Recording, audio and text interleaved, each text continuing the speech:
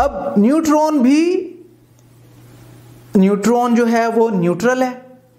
अगर मैं न्यूट्रॉन को देखूंगा, उसका मास नंबर है 1, चार्ज है उस पर 0।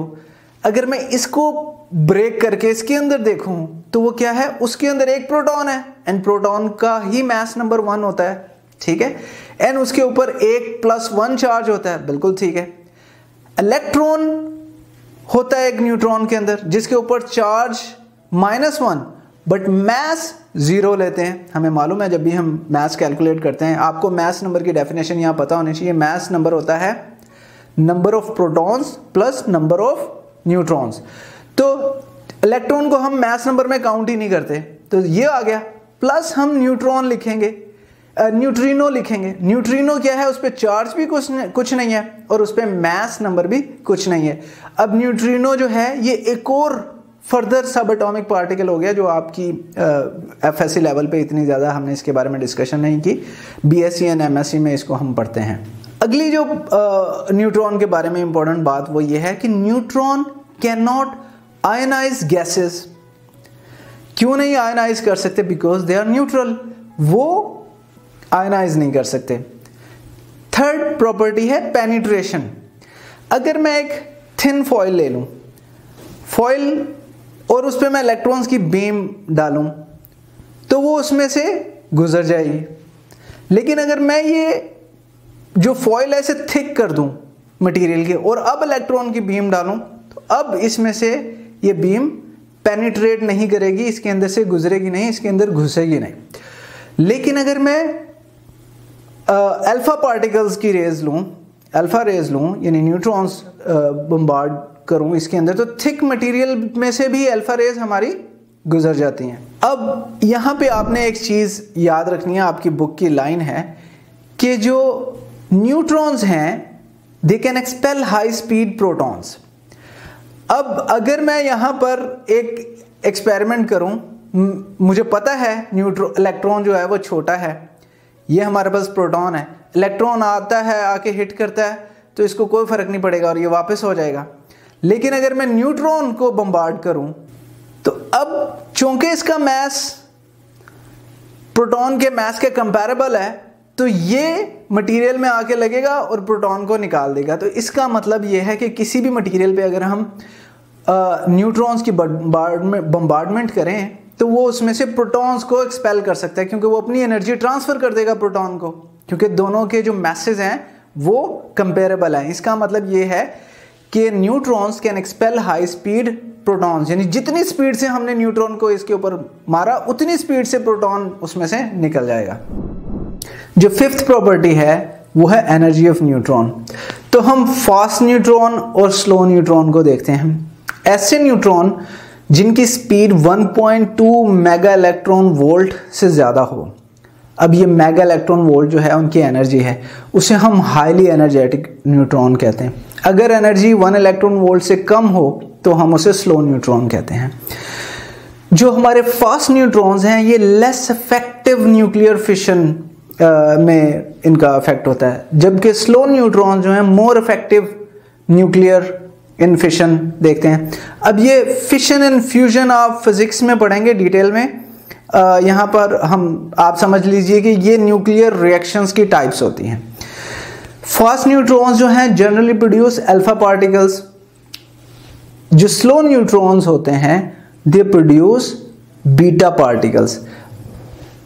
आपने याद रखना है बीटा पार्टिकल का मतलब है इलेक्ट्रॉन्स एंड गैमा रेडिएशन। यहाँ पे हमने 3 किस्म की रेज देख ली, अल्फा, बीटा एंड गैमा।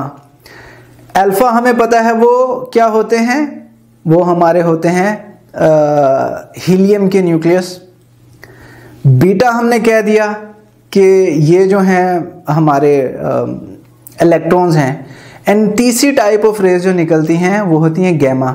तो यानी अगर मैं कोई रेडियो एक्टिव मटीरियल लूँ तो उसमें से ये 3 किस्म की रेज निकलती हैं। अल्फा जिन पे पॉजिटिव चार्ज होता है, क्योंकि हमें पता है वो न्यूक्लियस होता है हीलियम का और उसके अंदर 2 प्रोटॉन हैं एंड 2 न्यूट्रॉन हैं।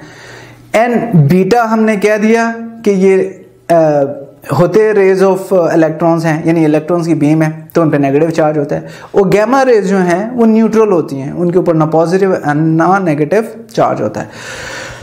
नेक्स्ट जो सिक्स्थ प्रॉपर्टी है वो हम पहले ही डिस्कस कर चुके हैं कि न्यूक्लियर रिएक्शंस कौन से होते हैं जो न्यूक्लियर पार्टिकल्स के चेंज इन नंबर की वजह से होते हैं। केमिकल रिएक्शंस कौन से होते हैं जो इलेक्ट्रॉन्स के चेंज इन नंबर की वजह से, यानी इलेक्ट्रॉन का नंबर चेंज करते हैं तो केमिकल रिएक्शन होगा, न्यूक्लियर पार्टिकल का नंबर चेंज करते हैं किसी रिएक्शन की वजह से तो हम उसे न्यूक्लियर रिएक्शन कहेंगे। तो अगर हम बुक की एग्जांपल देखें, बुक में लिखा हुआ है नाइट्रोजन। अब हमें मालूम है कि नाइट्रोजन का मास नंबर है 14 एंड उसका एटॉमिक नंबर है 7। अगेन मैं आपको बता दूं 14 मास नंबर का मतलब यह है कि इसके न्यूक्लियस में 7 प्रोटॉन्स एंड 7 न्यूट्रॉन्स हैं। अब अगर मैं इसमें ऐड कर दूं, यानी इस पे बम्बार्ड करूं एक न्यूट्रॉन को, अब आपको मालूम है कि न्यूट्रॉन पे चार्ज 0 है और उसका मास नंबर 1 है। जब मैं इसे बम्बार्ड करूंगा तो क्या होगा, हमें मिलेगी बोरॉन।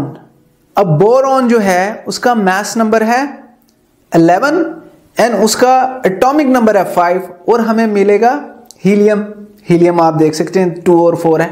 अब हम इनके न्यूक्लियर रिएक्शन की तरफ जाते हैं और हमें मालूम है कि ये हमारा अल्फा पार्टिकल है। अगेन हम अगर न्यूक्लियर रिएक्शन के लिए न्यूक्लियस के पार्टिकल्स का नंबर लिख लेते हैं तो ज़्यादा आसानी से आप ये रिएक्शन समझ पाएंगे। न्यूट्रॉन में 7 प्रोटॉन, नाइट्रोजन में 7 प्रोटॉन और 7 न्यूट्रॉन है। नाइट्रोजन में जो है न्यूट्रॉन में हमारे पास कोई चार्ज नहीं है तो 0 प्रोटॉन हो गए उसमें और 1 न्यूट्रॉन है ऑब्वियसली। इन दोनों को ऐड कर दें 7 + 0 आंसर आएगा 7। तो हमारे पास बना बोरॉन जिसके 5 प्रोटॉन है एंड अल्फा पार्टिकल जिसमें 2 प्रोटॉन है। अब नंबर ऑफ न्यूट्रॉन कैलकुलेट कर लेते हैं। 7 एंड +1 ये है ही न्यूट्रॉन तो 7 एंड 1 8। न्यूक्लियस ऑफ बोरॉन में 6 न्यूट्रॉन होते हैं तो 6 लिख लेंगे। बाकी क्या बचा 7 + 1 8, 8 में से 6 यहाँ आ गए तो 2 यहाँ चले जाएंगे। इस वजह से हमें यहाँ पर अल्फा पार्टिकल मिलता है। इसे लिखते कैसे हैं, हम इसे ये कह सकते हैं कि अ फास्ट न्यूट्रॉन इजेक्ट्स निकाल देता है, अभी आपने जैसे रिएक्शन में देखा था, an alpha particle from the nucleus of nitrogen atom. Nitrogen atom में हमने एक फास्ट न्यूट्रॉन हिट किया, उसने एक अल्फा पार्टिकल निकाल दिया और जो नई चीज बनी वो क्या बनी, boron. And boron is produce along with an alpha particle. अब अगर हम एक स्लो न्यूट्रॉन की बात करें, फॉर एग्जाम्पल कॉपर है, कॉपर इसका जो मास नंबर है वो 65 है और जो उसका एटॉमिक नंबर है वो 29 है। हम एक स्लो न्यूट्रॉन इस पे बम्बार्ड करते हैं तो हमें मिलता है कॉपर जिसका मास नंबर है 66। ऑब्वियसली 65 + 1 66 हो गया। 29 में हम कोई चार्ज ऐड ही नहीं कर रहे, यानी प्रोटॉन ऐड नहीं कर रहे तो वो 29 ही रहेगा। प्लस इसके साथ हमें गैमा रेडिएशंस मिलते हैं। तो ये हुआ क्या बेसिकली, अब आप देखिए जो कॉपर है, कॉपर का मास 65 है, एटॉमिक नंबर 19। ये दोनों कॉपर के आइसोटोप्स हैं। कॉपर इसे हम कहते हैं कॉपर 65, इसे कहते हैं कॉपर 66।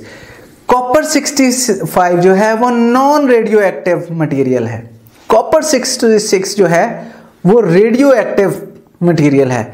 तो हमने क्या किया, स्लो न्यूट्रॉन बम्बार्ड किया कॉपर 65 पे और नॉन रेडियो एक्टिव कॉपर को रेडियो एक्टिव कॉपर में कन्वर्ट कर दिया और उसके साथ हमें मिली गैमा रेडिएशन। अब ये क्या करेगा, ऑब्वियसली